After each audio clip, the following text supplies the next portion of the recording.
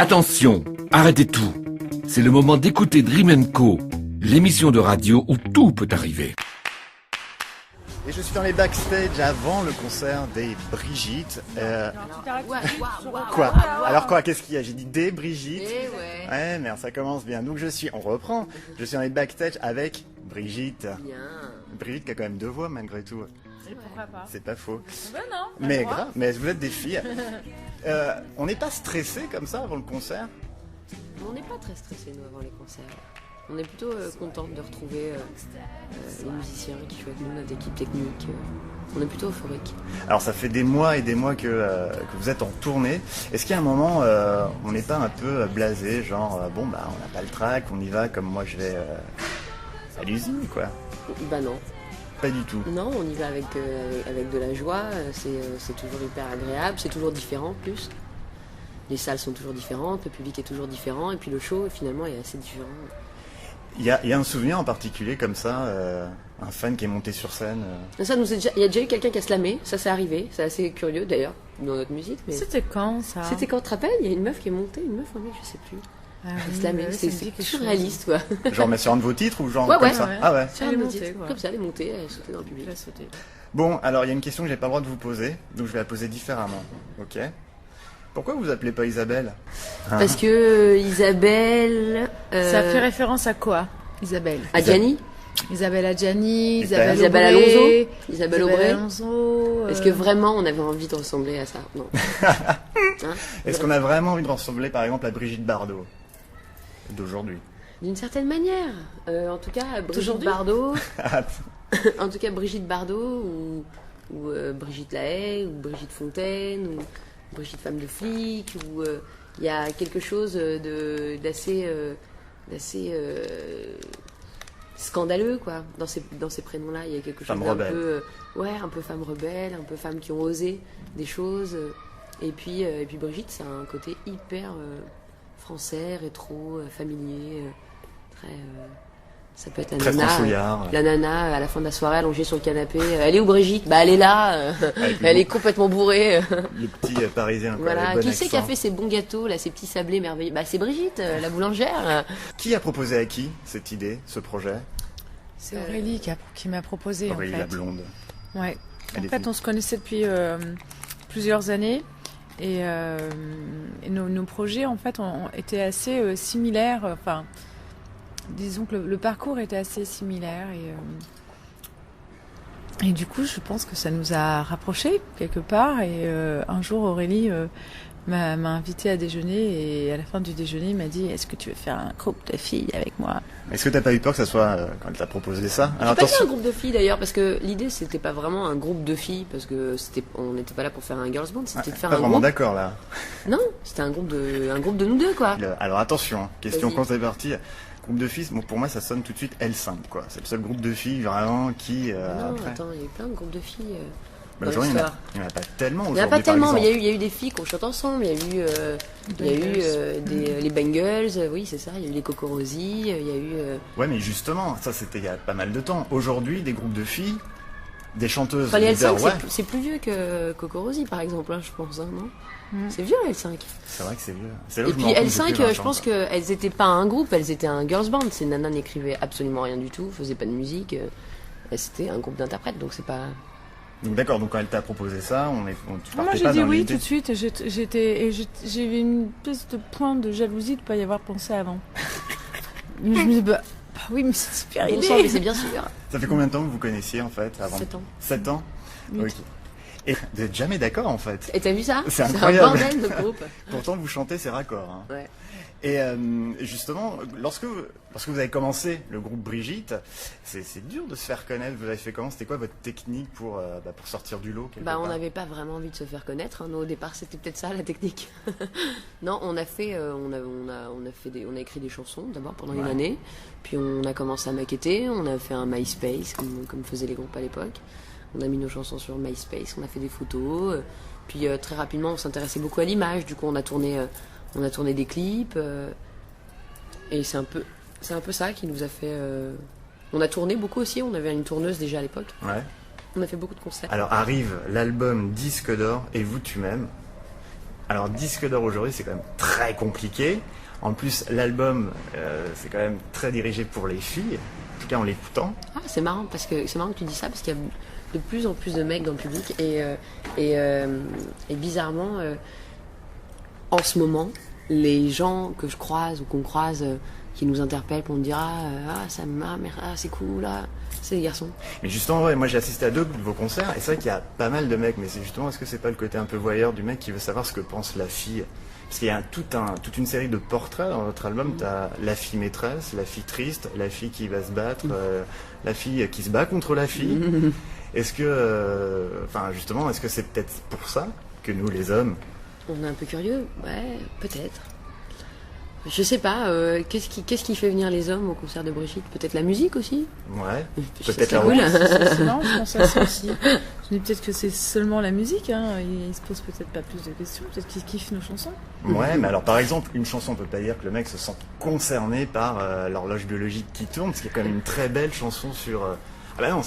Oui et non. Mais c'est-à-dire pourquoi que les garçons ont quand même aussi des angoisses, je pense, liées à leur stérilité entre guillemets ou au fait à une impuissance entre guillemets, enfin des choses comme ça. Je pense que on est tous des êtres humains, on est tous face à des difficultés. Il n'y a pas que les femmes qui ont des difficultés à avoir des enfants, il y a aussi des hommes.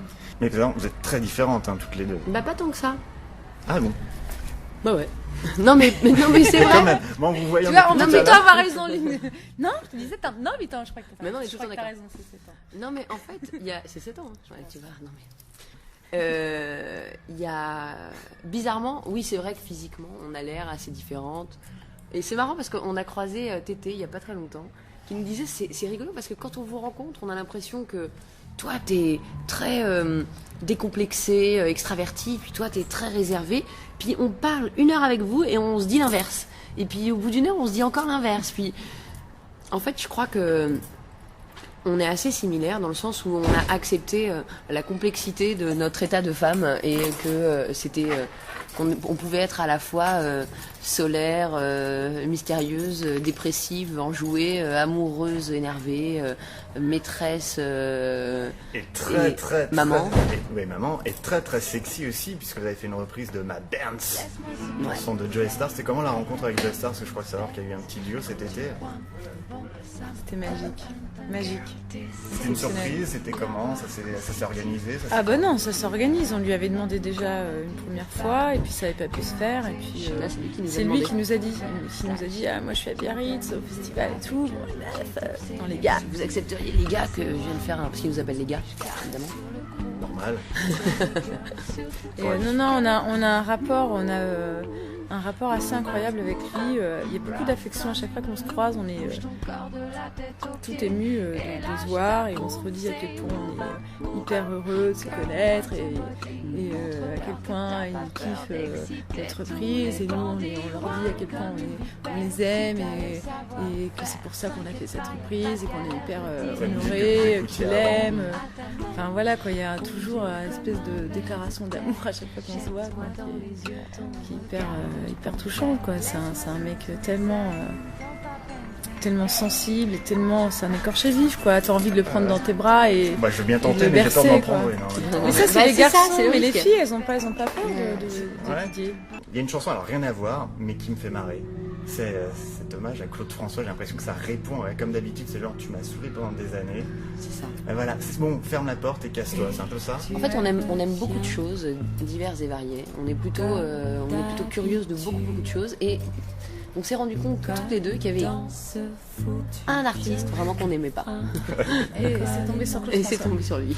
Voilà. Gloire à toi, respect, on te salue. Et donc, et cette chanson, comme d'habitude, elle me donne des tons. Je la déteste, mais elle me saoule. Je la trouve, mais insupportable. Je la trouve condescendante. Je trouve qu'elle a tout ce qu'il y a de pire. Et ce truc qui revient sans cesse comme ça. Et donc du coup on s'est dit on va écrire une chanson là-dessus c'est comme ça. Enfin, partie du principe qu'un homme revient. On revient et que, sans arrêt et qu'au bout d'un moment. voilà, ça il va. revient comme un refrain de Claude François. Quoi. C'est bon, quoi.